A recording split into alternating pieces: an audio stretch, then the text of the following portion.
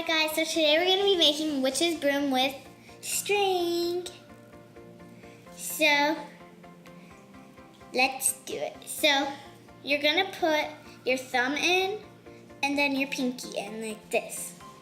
And then you're going to pull it and then you should have it again. And then you're going to pull it one more time. Like this.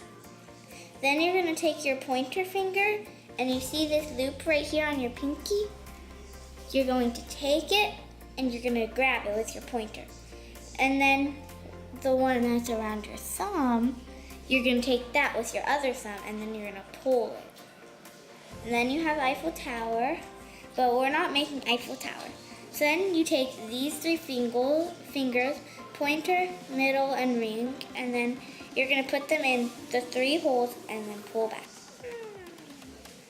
And then you see this right here, you're going to pull that and you got witch's broom. Remember when I made Jacob's ladder?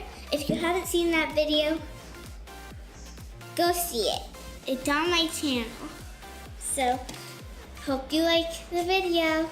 Make sure to like and subscribe to my channel. Bye!